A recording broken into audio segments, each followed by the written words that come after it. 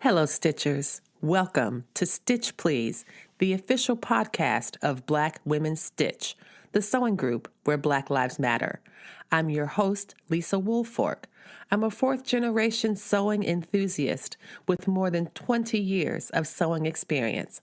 I am looking forward to today's conversation, so sit back, relax, and get ready to get your stitch together. Hello, everybody, and welcome to today's episode of the Stitch Please podcast. I'm your host, Lisa Woolfork, and I am glad, as always, to be here with you.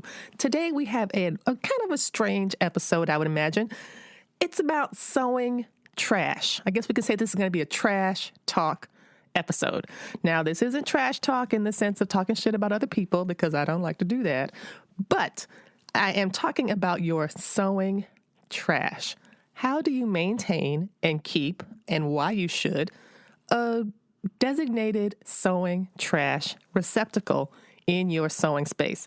Believe it or not, this could be a really great opportunity and a space for you to build some sustainability into your sewing practice. So for today's episode, we're going to talk about how to build a good sewing trash, or a scrap bin, if you don't like to think about it as trash. We're going to talk about how to build a good sewing scrap bin, why we need one. And then in the second half of the episode, I'm going to talk about all the things you can make from the things in your scrap bin, why it is so important to have one. So let's get started with how to build a scrap bin. Now, normally we know that sewing makes a lot of waste, and this comes from the very beginnings of a sewing project. So, for example, if you are sewing a pattern and you take the pattern out of the envelope, you unfold the tissue paper, then you cut out that pattern piece that you need. You cut out all your pattern pieces. And of course, if you listen to previous episodes of the podcast, you know that you didn't have to press those, so they're nice and straight and get a bit of static cling, and that then you can cut out your fabrics. But what you've left behind is the paper pattern envelope. You've left behind a lot of little off-cut pieces of the tissue paper.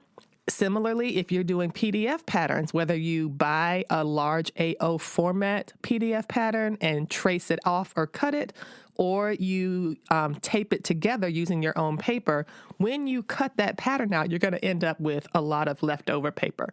That's just an example of paper that you won't have anymore, paper you won't use.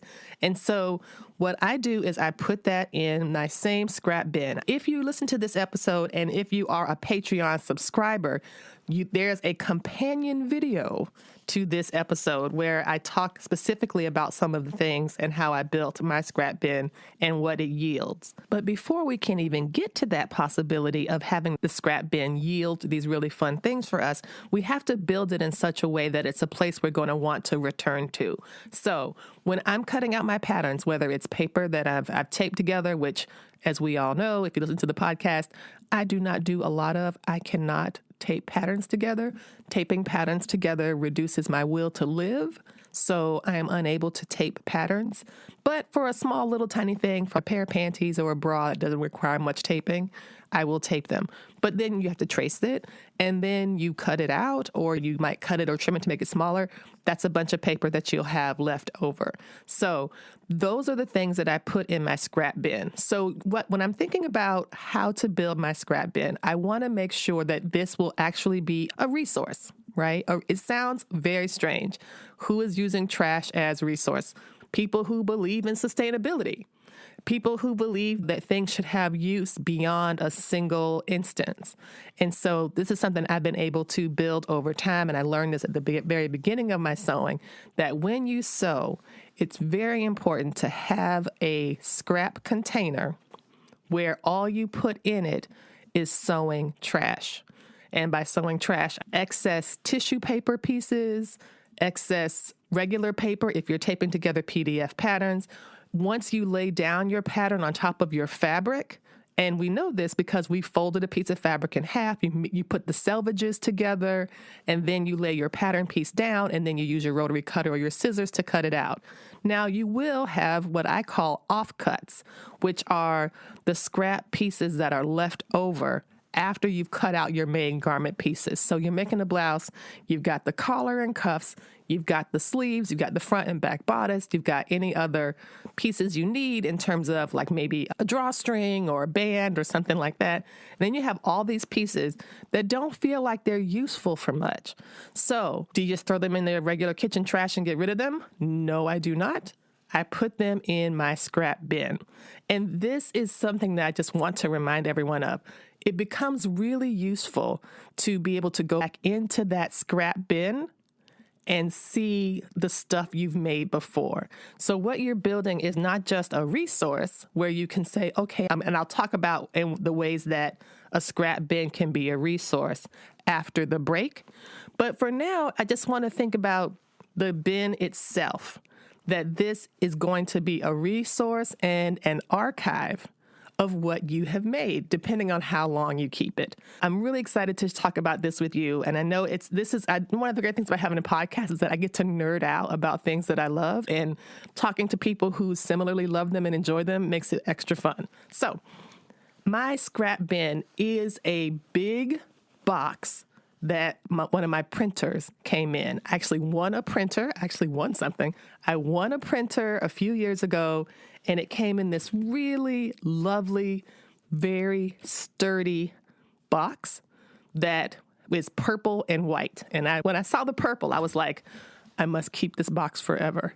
So what I've done is the box is about 12 inches across, maybe 2 feet long, and has a pretty good depth to it. So it's a really good, big, sizable box, very sturdy sides. I push the flaps down inside the box to make it easier to access. And I've had the box for maybe 2 years. And so now the scraps that are in there are not 2-year-old scraps, but we'll talk about the disposability. But the reason that I have it is that it's big, it's wide. I can throw a bunch of stuff in there and I don't have to ball it up. I used to keep one, and I still do.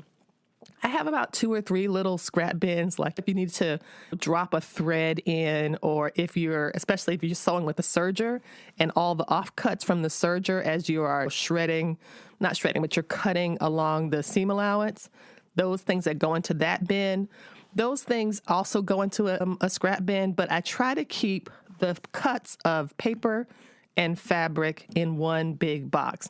Same is true for interfacing and tracing materials. So these are the things that go in my scrap bin. And I just want to be clear that the scrap bin works because the only thing you ever put in it is sewing things, sewing waste, sewing trash, sewing scraps. Do not throw the wrapper of your muffin into your scrap bin, because even if you don't have pests, even if you don't live in an environment like I do in Virginia, where there's ants and there's all types of insects that can get inside things, even if you don't have that, which I think most people do, you don't want the oils and the grease and the chocolates or whatever to stain whatever is in the scrap bin. You want to keep it as clean as you possibly can, because you want to be able to dig through it if you need to in order to retrieve the things you want. And as you're going through your archive or your resource, you don't want to come upon an ant festival that is enjoying its best life inside your chocolate chip cookie wrappers. So what's one important tip. I think having a very sturdy container, one that makes it easy to see things, one that doesn't crush up all the things you have, and no food waste or drink waste or leftover tea bags or coffee grounds or whatever goes in that. It's only for paper, tracing paper, tissue paper, and fabric. Interfacing too, that kind of thing. And again, I'm pretty strict about it because I know that I'm going to want to revisit it. And so for me, maintaining a good, clean scrap bin is a way to set my sewing up for success. And I say this because there's so many things that you can do from the scrap bin that are really helpful. So for example, I'm going to talk a bit more about this, but I wanted to talk about first that this is also an exercise in a type of sustainability. And by this, rather than just cutting the things out and only having your paper pieces left or only having the exact fabrics that you need and then throwing the rest away. Instead, you're able to extend the life of that yardage, for example, that you've purchased. You can extend the life of the yardage by saving the little off-cut pieces. And depending on what it is, whether it's a woven fabric or a knit fabric, you're able to, there's certain things you can make from it that I think are really useful. Now, you could also decide if you wanted to keep your paper separate from your scrap bin. If you don't want paper in it, you can have a separate bin for that. There's other ways you can take the paper leftovers and cut them into certain shapes to have them be scrap paper for things, to make notes. If you have the leftover tissue paper, I know folks who use that as gift wrap, who use that stuffing for packaging. If you're shipping something and you want to put something in there that's going to help the package not bounce around too much, that the tissue paper can help with that. So there's ways to separate this out. But what I wanted to let you know that sewing from a scrap bin gives you a lot of flexibility and can extend the life of the fabrics that you've purchased. And it is, again, as I was saying before, a resource and an archive. So I want to take a very quick break to talk about the setup of the scrap bin. Again, just to reiterate, the scrap bin should be clean. You should not put food trash in it, and you should use it and think about it as a resource and an archive. It's basically your scrap bin is a gift that you are giving your sewing in the future. And when we get back, we'll talk more specifically about the things that I've been able to make from my scrap bin that I don't think I would have even tried to make, or my sewing process would have been very much confounded or frustrated if I did not have the scrap pieces available to me that I did. So just want to let you know about that. And so we're going to take a very quick break. And when we come back, we will talk more about specific projects that I've made from the scrap bin. So stay tuned. The Stitch Please podcast is really growing. I want to thank you for listening to the podcast and ask a favor. If you are listening to this podcast on a medium that allows you to rate it or review it, for example, Apple Podcasts or iTunes, please do so. If you're enjoying the podcast, if you could drop me a 5-star rating, if you have something to say about the podcast, and you wanted to include that, a couple sentences in the review box of Apple makes a really big difference in how the podcast is evaluated by Apple, how it becomes more visible. It really is a way to lean into the algorithm that helps to rank podcasts. So if you had time to do that, to drop a little line in the review feature of the podcast, that would be really appreciated, and it would help us to grow even further and faster. Welcome back. Thank you so much. You're listening to the Stitch Please podcast, and we're talking today about sewing trash, tales from the scrap bin. In the previous segment, I talked about how you can build a scrap bin, what kind of things you need, and I wanted to share with you a couple more ideas about that before we transition fully into how a scrap bin can help your current and future projects. One of the things I forgot to mention last time was that you can repurpose food containers, dry food containers, as part of your scrap bin. One example I have is they have little tiny snack pack sizes of fruit snacks and pretzels. They come in these very large containers that you can buy either at a warehouse or at a grocery store. And after you're done with that container, when the kids were little, I would put Legos in them and stuff like that because they had a lid on top and they were very neat. And it was just as a way to keep it out of recycling or the landfills as far as possible. So that's one illustration. So if you wanted to have a scrap bin that was smaller, that you just put particular things in of certain sizes, or if you were concerned about it getting dust on it or something like that, you could use that. Similarly, something that I use is I like candy, and so I buy, this is so bad, I buy very large quantities of super bubble gum from Amazon. It comes 300 pieces. This is something that you would give back in the day when you could give candy to children in school. This is the kind of thing that a teacher would keep at her desk, and back in the 80s, we would get a treat, and if you did something well, you could get a piece of gum. I took that as a personal as a personal goal, apparently, and I buy these tubs of gum. It's so bad, I admit it, but I enjoy it. And I also am able to tell myself that, look, I'm really also helping the environment because I can use these as scrap bins. I don't use them as scrap bins because, as I described, I already have a giant, lovely box that I use as a scrap bin. But these are just examples of if you wanted something smaller. My scrap bin is pretty big. It is pretty sizable.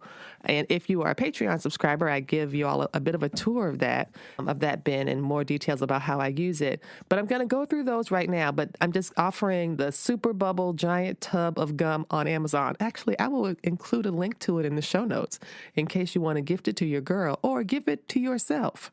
I just wanted to mention those food containers as possibilities for starting a scrap bin. And now we will talk about why you want to do that. Having a scrap bin can be very useful for current and future sewing projects. So I'm going to divide the last part of our episode today into two categories. First, how does a scrap bin help you in your present day project? You've pressed your pattern, you've got it nice and flat, you've put your pattern weights down, and you've cut it out, and now you have the excess of these things, and you throw them in your scrap bin, and you are ready to start sewing. First, here's some reasons you don't want to just dump everything and get rid of it. Here's why you want to keep it. The first thing I find that the scrap bin is used for is as a test fabric. You want to test some things before you start sewing, and you'll need excess fabric for that. So one of the first things I do when I am trying to diagnose a stitch or just get myself set up for success when I'm sewing is that I will take a long, narrow strip of that fabric and I will test the way that my needles work in the serger. I'm really interested in how the serger works on both two layers of fabric when I'm trying to use it as a seam for a garment, as well as on one layer of fabric if I want to use it as either an edge finishing for a facing, where I'll just do a 3-thread narrow or a 3-thread wide on the facing of a garment, and then I'll do it again as a rolled hem for something. These are good examples of why you want to keep some scrap fabric around. You can just reach into the bin, and for serging, you'll want it to be pretty long, because as you're making adjustments, you will see the stitch start to change, and you'll want to end in a way that is really like exactly what you want. So you'll test your seam, you'll test the flat, using some of the scrap stuff that you fished out of your bin. In addition to testing the seams and the tension for your serger, it's also very good to test the stitch characteristics of your regular sewing machine, making sure you have the right needles, making sure you are using the proper foot. And so sometimes I will just do some sample stitching on, again, a single layer of fabric and a double or triple layer of fabric, just to make sure I have the right needles and my stitches look correct. In that same vein, the thread color. Sometimes a thread color, you think it's going to look good when you lay one strand on top of your fabric, but then when you do the stitching itself, you don't like how it looks, or it hits different points of the fabric at different times if it's a print. These are ways that you can pull fabric from your scrap bin and bring them forward right into your present day sewing, right for the project. And this is going to be right because it's the exact same fabric you're using for your sewing. Also, for buttonholes, I know that some folks struggle with buttonholes, and my machine is wonderful with buttonholes. I don't have problems, knock wood, but I do want to practice before I get to my real fabric. Do I need to have 2 layers of interfacing in there or just 1 layer of interfacing? Do I still like this thread?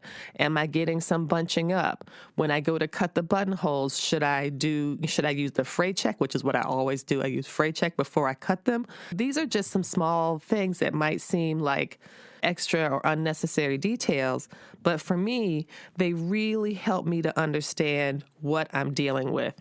The final thing that I'll say about how test fabrics can be really helpful is when you are pressing. Again, hopefully you are keeping a pretty good pressing practice for your sewing, and that you're pressing your seams flat, and then you're pressing them open depending on where the seam might appear. And you'll want to see before you put that iron down to press that dart if it's too hot. because I have had this experience where I get like a shine on a fabric, and it's because I didn't use a press cloth or whatever. And here it is. It's the front bodice of my garment. And now it has a very odd and obvious triangle shape stain on it that I'm not going to be able to get out. Now, perhaps there is a way to remedy that type of burn. I've not spent a lot of time doing it because I've been able to go into my scrap bin and either fish out a giant new piece. And if I'm not, then I get really sad and have to come up with a whole new solution. But if you take your fabric out of the scrap bin, just a small piece, and then put a hot iron on it, don't use a press cloth, just put an iron on and see what happens. And if something bad happens, then at least it happened to your scrap and not to your real fabric. Of course, again, we should be I recommend working with a press cloth, always having a press cloth nearby, not being afraid to use that. That's a great preventative measure. But if you aren't going to do that, do yourself a favor and press that fabric first. Just put it under an iron. And that's what the scrap is for. Because if it burns, if it messes up, or if it's just perfect, you have gained valuable information and you haven't lost anything. So I've talked about the diagnostic benefits of having a scrap bin. And to review, it's good to test the thread colors, test your stitch characteristics for your regular sewing, making sure you have the right foot and the right needle size.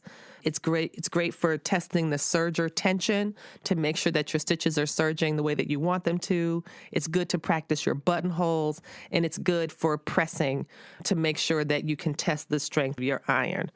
But, okay, so what you've done all those things. What if you make a mistake? This is another thing a scrap bin is good for. If you've made a mistake, if for some reason you went ahead and you burned something or you put a hole in something, if you have a scrap bin, and depending on how much of the fabric you buy that you have left over, you could just cut a whole new bodice front and you won't have lost anything. I think that's very helpful. Similarly, sometimes I might snip something at the seam allowance by accident, and I will cover that little snip in fray check, and then I will sometimes just sew a patch over it. It sounds a little weird and a little awkward, but because it's so close to the seam allowance, it's really not very detectable, and it's better than having an actual hole in my garment. So when it comes to your current sewing projects, using your scrap bin can help you prevent mistakes by making sure you have the correct tension on your serge seams, etc. And it can help you correct mistakes that you've made. So having a scrap bin is a bit of insurance while you sew. You could say, I'm going to work on this project and do my best, but if something goes awry, if something gets jammed in the machine, if something unexpected happens, you have recourse because you have the exact same material that you need to fix it. But having a scrap bin isn't good just for preventative and corrective measures. It's also really good for making things just by itself. So now we're going to talk a bit about some of the future projects you can make if you save your fabric and if you keep a really good scrap bin. One future project that you can do is to save your selvages. This is best for, there's two selvages, of course. There's selvages for your woven fabrics and selvages for your knit fabrics.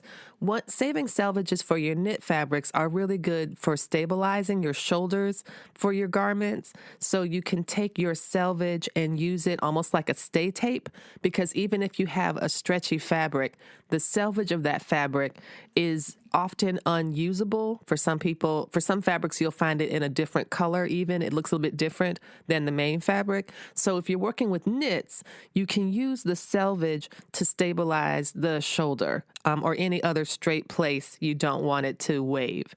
So that's one example. But I was thinking in particular, saving the selvages for your woven fabrics. These I have really started to fall in love with. I've been collecting selvages especially from quilt fabrics for years.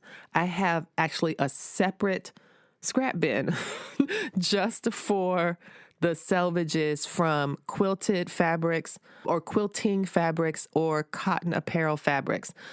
In the quilting world especially, some of these selvages are really beautiful. The selvages have essential information. If you notice like dots of color along the selvage, that's meant to help you match thread to the fabric because it has the same dots of color. It's just like an index for the colors in the fabric. So that's one of the reasons that people sometimes, that companies will sometimes put the selvage dots along the edge of that white edge of the fabric. But there's also other information like where it was printed, who it was designed by.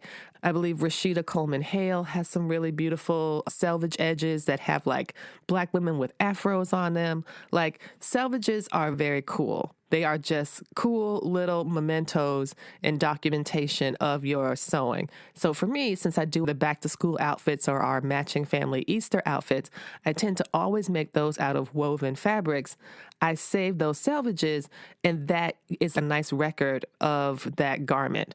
But some people then take the selvages and they sew them all together because when you cut them, one of the edges of the selvages will not ravel. So you can sew them very easily, one on top of the other, and make a fabric from selvages. This is so popular that one fabric company, Moda, I believe, even created a fabric that looks like selvages, because quilters were so into keeping a record of the stuff that they'd made. So my plan is to one day make, I don't know, a bag, a pillow, a chair cover, one day by sewing up all these really beautiful selvages. Some of them are from quilts that I've made. Others are from all of our outfits that I've sewn. So that's one thing that I use the scrap bin for, like a memory project. Similarly, something I've started doing is making paper-pieced versions of the garments that I make. Now, these aren't like identical versions because I don't have EQ, which is what I think is called Electric Quilter or Electric Quilt. This is a special software that quilters and quilt pattern makers use to design their patterns and blocks. I don't have that, but what I like to do is if I make, for example, 4 outfits, I make a dress and I make 3 shirts for my family, I will take the scraps of the fabric to make a quilt block that looks like a dress, and then a quilt block that looks like a shirt. And this is my kind of built-in documentation of the actual dress and shirt that I made. And my hope is that one day, if I can continue to do this, I haven't really been keeping up on pace with it because it's just a lot. But what'll be nice is to have a whole quilt made out of years of garments that I've sewn. What I wanted to do at first was to make it like every year and to say, okay, this is something I made for March, and so then I'll make this almost like a block of the month club for myself. But I don't know, that's just something I might think about for later. But what I can say now is that currently in my sewing room, I have several really pretty quilt blocks that look like the clothes that I've made using the exact same fabrics from the garment that those were made from. So that's been a nice bit of documentation. Another thing that you might find in your scrap bin are going to be long, skinny pieces. It's not quite selvages, but these are long, narrow pieces that you might wonder, what on earth am I going to do with these? I mentioned before how you can use them to practice and to diagnose stitches, but something I've also had great success with is taking those long pieces and turning them either into straps for a garment. You could also use them if you take that long, skinny piece and turn it into a tube and stitch it down on both sides. Then you have this really strong ribbon that you can use for decorative elements in other projects. You could also use them as waistbands for other projects. You could use them as facings. So particularly, I'd like to use this for facings because sometimes, particularly if you do a good job of understitching, your facing isn't going to be seen from the outside of your garment. It should never be seen. But if you understitch, which really does help the facing to lay down, you can use a fabric that's not the same. And so if, for example, you've run out or you've made a mistake, as I said before, or you just want to give it a pop of color, you can use these scraps as facings. And if you want it to be a pop of color, you can use it as a collar. You could use it as a cuff. You could use it as a belt.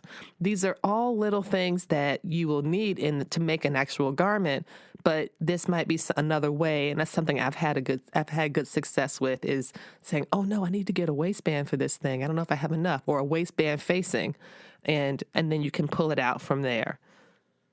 My all-time favorite scrap project has to be the time I made my very first pair of panties from what I fished out of the scrap bin. So one of the great things about the scrap bin is that there's a lot of different sizes and shapes. I've mentioned about the long, skinny ones that are good to be either waistbands or collars or cuffs or belts. There's also like the big, weird square chunks. Now, if this fabric is a woven fabric, you can fold it up and it can be a fat quarter, and you can use it to make masks. You can use it to make craft projects. It can be a pocket on a purse. It can be anything. But if it's a knit fabric, a stretchy fabric, that's a bit harder. It's a bit harder to make fat quarter size projects with, in my opinion. It's a bit harder to make fat quarter size projects with knit apparel fabrics. So I had made a simplicity pattern. I think this might have been Mimi G's wiggle dress with an off the shoulders. And I had purchased a lovely peacock fabric, an apparel knit fabric. I love peacock. And it was this 4-way stretch peacock fabric that I got from Joann's. This was a long time ago, and I still have this dress, and the way that the dress asks you to cut it is that because the front and back pieces are long pieces cut on the fold, it leaves you with a lot of excess. There was a lot of leftover fabric, like big, huge sheets of it. And so I had just put it in the scrap bin and didn't think about it. I ran my tests. I checked what my colors were going to be. I did all that. And then I happened to just get a panty pattern. I was like, I want to make underpants. I want to just see what this is. But I don't want to buy fabric for it, because what if it doesn't work out? And again, this is a muslin. It is a draft. So I went in the scrap bin and I pulled out these 2 pieces of this fabric. I cut the fronts, and this is a very simple pattern. Panties usually are. It's a front and a back and a crotch in the middle, or crotch lining, even if it's just a 2-piece panty. Then there's bands that go around the waist, or you can use elastic. The waist and the legs have either elasticized waists or bands, self-made bands.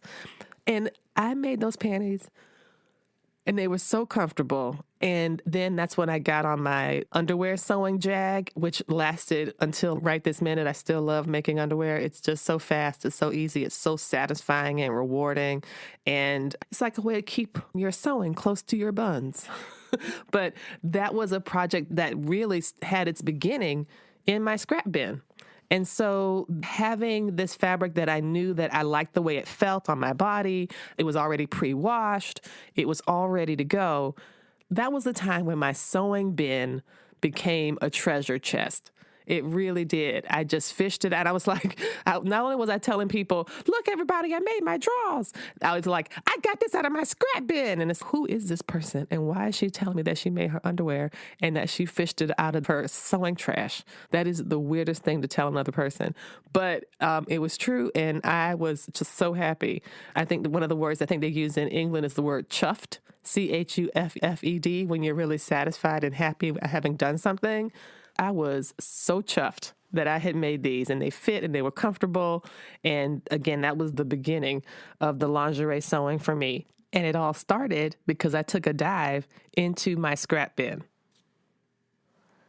So the panties were the most satisfying project that I was able to fish out of the scrap bin. But there's other ways that these odd size remnants, these odd size pieces can be useful. For me, it was the underpants. I still love that. It's also good for bras for the same reason, because they're larger chunks, but not really useful for other forms of apparel projects. Similarly, if you save your tracing paper, if you trace a piece and you put the piece in the scrap bin, or even your brown tissue paper, you can use those when you are altering your patterns. You take them and you iron them out, and those awkward shapes can be used to broaden the dart. They can be used especially for a full bust adjustment when you are doing the slash and spread method for pattern modification. All of these things are going to require a type of tracing medium or pattern paper, and if you've thrown your scraps in the scrap bin, then you can have them. Finally, one thing that you can use once you're ready to get rid of it and you're like, okay, that's enough. All right, Lisa, I've had this box for, since 1973, and it's time to get rid of it. What do you do then? You can check with your city and see if they offer textile recycling. I know that there's places like in New York City that you could drop off fabric. There's places that take and collect fabric, and you can also use it as stuffing, as filler for pillows, for dog beds, as well as for those cushioned footstools. Now, I've never made one of those footstools. I'm very interested in it. People have been making them sometimes they call them a tufted cushion or something like that. But if you have I wouldn't, of course, put my paper in there, like crispy paper. That's not comfortable to sit on. But your soft fabric pieces, and you can use that to supplement any foam you might use. And that can be a way to get rid of it as well as to reuse it at the same time. So if you've ever noticed that when you buy teddy bears from manufactured one, not like a homemade one, there'll be a tag on it that says, this was made with new materials or 100% new materials. And I always wondered, why does it have to say that? Apparently, a long time ago, once upon a time in a galaxy right here in the United States of America, that companies, when they made teddy bears, they would not use fluff material.